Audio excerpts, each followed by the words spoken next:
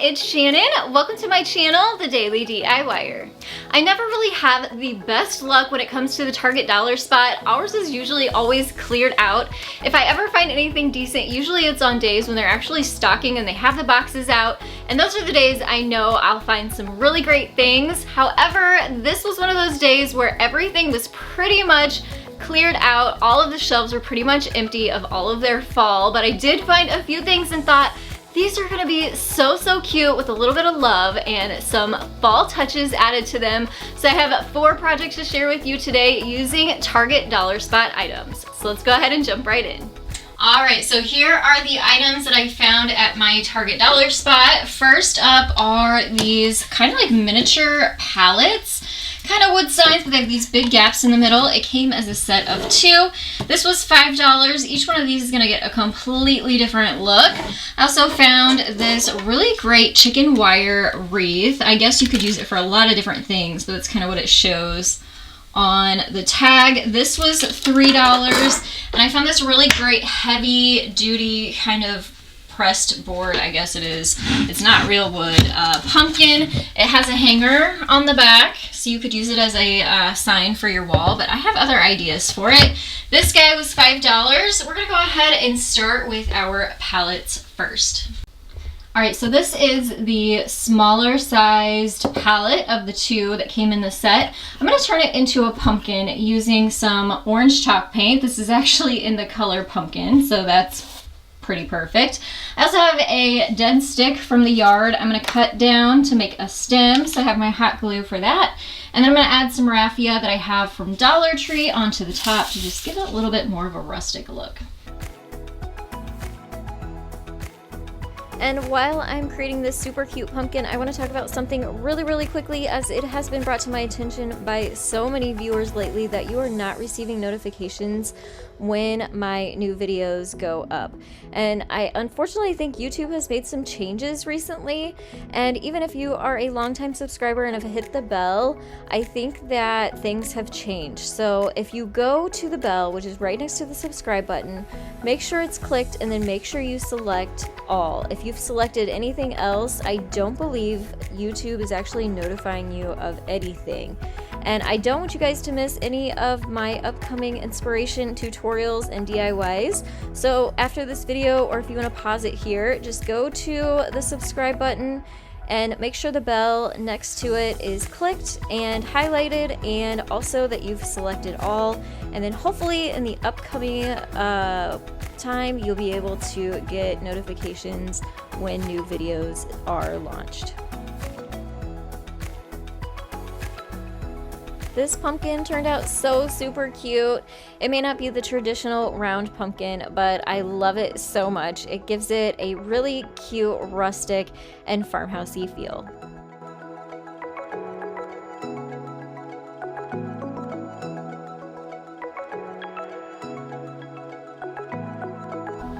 All right, so now moving on to the larger of the 2 mini palettes. I keep seeing these really cute fall signs that are like directional signs on Pinterest, and thought this would be so perfect for that. So that's the plan. I have white chalk paint. I want to give this a whitewash look, so I'm just going to do one really thin coat so the wood grain will still kind of show through and look chippy. And then I do have a decal, and I'm gonna cut these apart, and I'm gonna add one onto each one of these slats. If you don't have a vinyl machine and can't recreate this, I will have this in my Etsy shop, and I'll link that down in the description box if you want to check that out. If you do have a vinyl machine or a vinyl cutter, I'll have the SVG file available in my Etsy shop too. Or you can just create your own, start from scratch, make an arrow, create your own words, and use your own decal on the front. And if you don't have a vinyl machine, you don't want to purchase a decal, you always have the option of just freehand writing onto these slats too. I kind of prefer these chalk markers. This one's from Arteza, and they seem to, I just really like those a lot better than paint pens, but you could use a paint pen, you could even use a black Sharpie marker, whatever you have on hand, but check the description box if you're interested in that. I'm gonna go ahead and start painting my palette with the white chalk paint.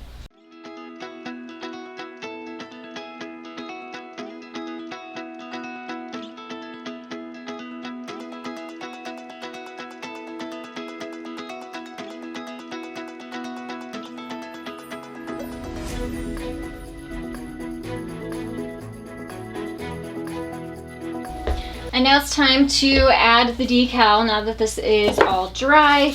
And like I said, this is a vinyl decal. I use Oracle number 651 matte black vinyl.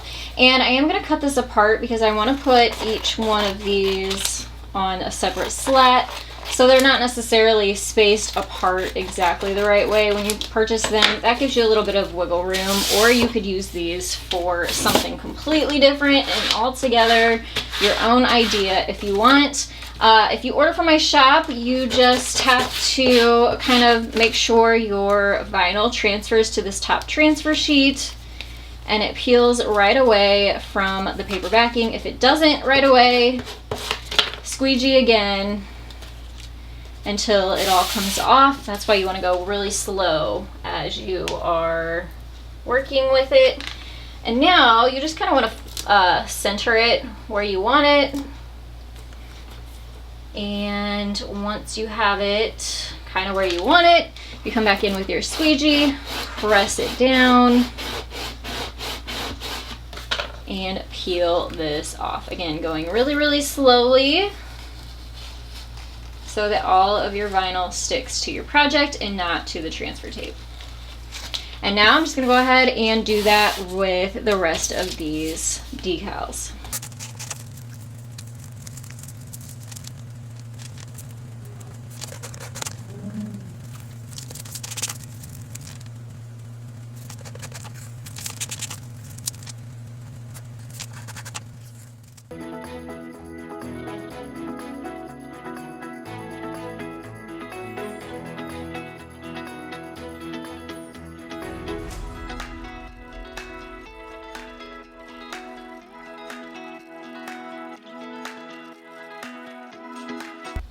All right, I am so excited to work with this cute wreath. I don't want to cover up all of the chicken wire because I really, really like that part. I think it'd be cute, you know.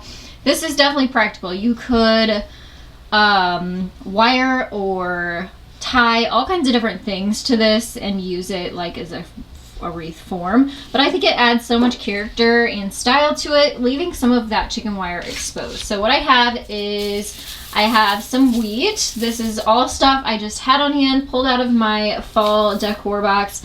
I want to say this was from Hobby Lobby. It's like dried real wheat.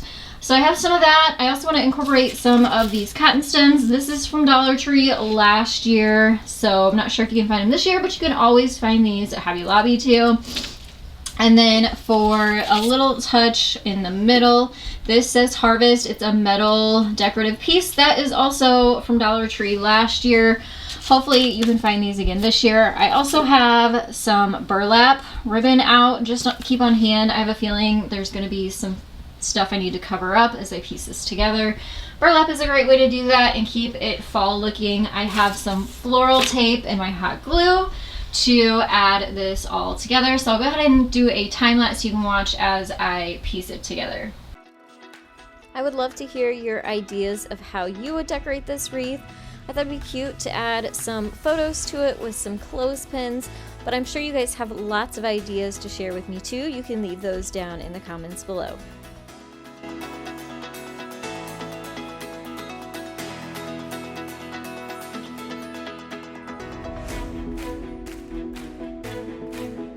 All right, so I thought I'd stop here and just show you. I have my wheat going both directions, and I have a couple of the cotton stems. You can see I pieced it all together here in the middle. I want to make a burlap bow to cover that up, and then I may actually stick some more in there to make it look more full before I'm completely done. And I thought I'd slow this down so I can show you how I'm going to make my bow out of this burlap ribbon. Alright, so one of the big questions that I get quite often is how do I make my bows? Well, I have a tutorial on how to make 4 different kinds of bows. It's a lot more in-depth. This is just going to be a quick video or a quick tutorial on how I'm going to make the one for this, but I will put that tutorial up in the iCards and down in the description box. You can check that out after this video if you'd like. But here I'll show you how to make a quick bow. We're going to add to this specific wreath. This is just burlap ribbon from Dollar Tree. I love it. It's inexpensive and I like the width of it. I like that the edges are frayed and unfinished. It has a more natural look. So what I'm gonna do is we're gonna make a loop on one side. So we're basically gonna create a center point, and that's where we're gonna hold on to the middle. And then we're gonna loop another on the opposite side. Again, we're gonna connect them in the middle, grabbing in the middle to keep our center spot intact and together. And this one, I'm just going to loop back and forth. And then I'm gonna add one extra loop. So right now I have 4 loops, 2 on each side, and they're about the same size.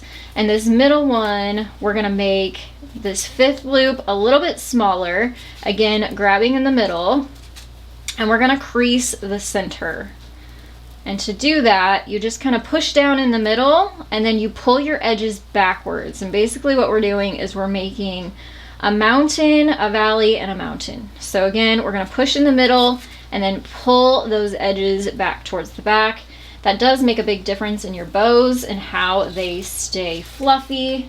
And then I have some jute here basically because it matches the burlap, so you won't see it so much. And it's also gonna be a way for us to attach our bow to the wreath. So what I'm doing is just gonna pull this tight in the middle. I wrapped it around the middle twice, and then I'm gonna tie it a few times in the back. And then we're gonna cut this tail off. So here's the tail.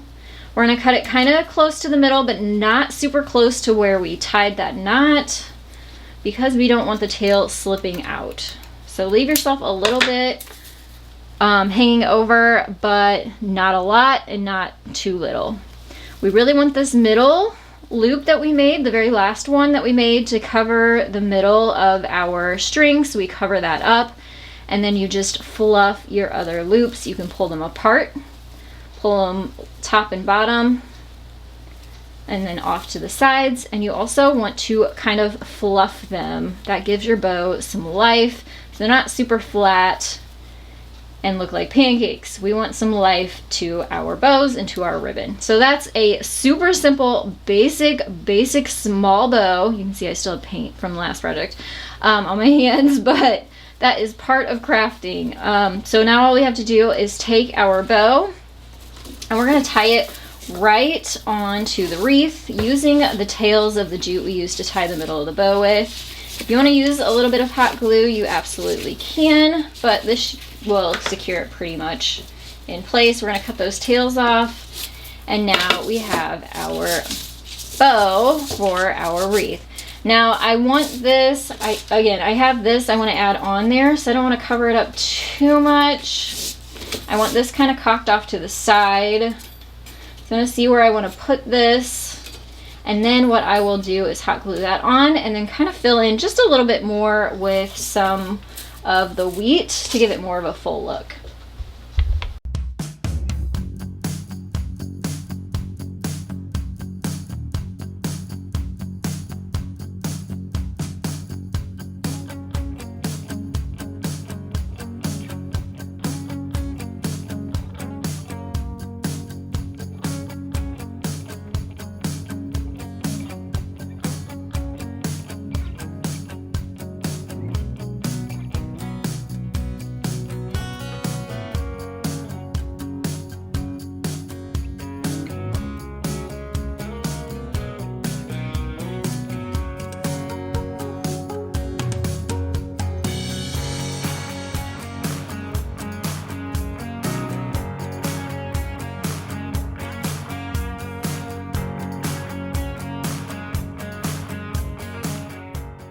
Now on to this big guy. I really want him to set up on our porch, so I'm gonna give him a base. So I have a 1x4 cut down to 16 inches long. It's a little bit longer than the width of the pumpkin. The pumpkin is going to get some white chalk paint, and the base I'm going to give some brown paint. And then we'll go ahead and start decorating him up after the paint dries.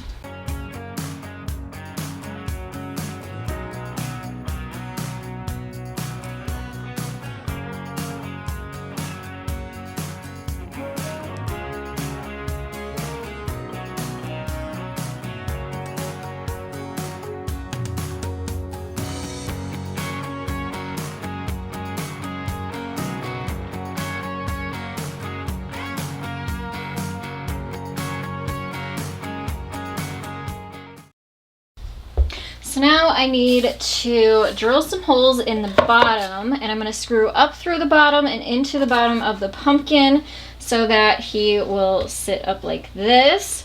So what I'm going to do is actually just sort of mock this up and see where I need to put those screws. And it looks like these two things at the bottom are about the only spots where it touches the wood. The rest of them are kind of raised.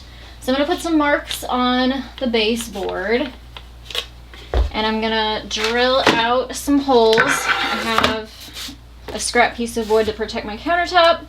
Kind of find the middle of the 1x4s and use my drill to drill pilot holes.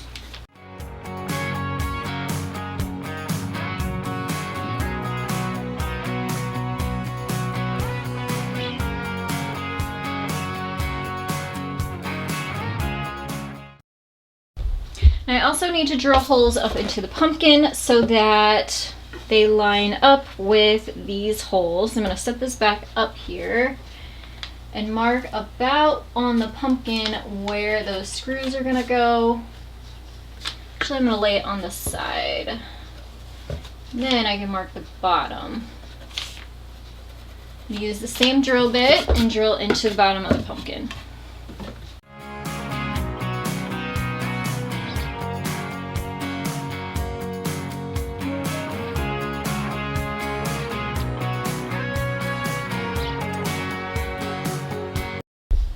And now I'm going to do two things. I'm going to use some wood glue on the bottom of the pumpkins over where the screw holes are to help hold this. Once it's dry, it'll become really, really strong. So of course we're going to put some screws up through the bottom of our board, through the board, into the bottom of the pumpkins. But the wood glue is going to definitely make it stay extra sturdy and strong, especially since this is going to be outside. In case the wind knocks it over or something, it definitely helps keep this piece from breaking.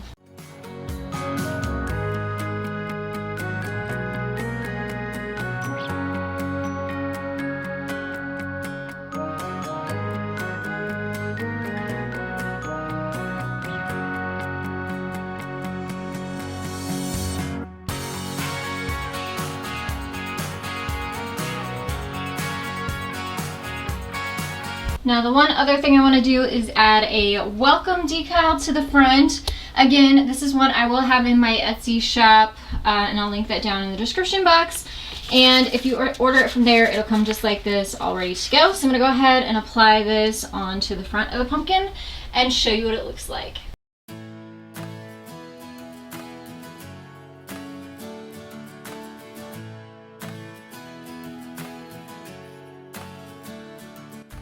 All 4 of these projects were super fun to make. I would love to hear down in the comments below which one of these was your favorite.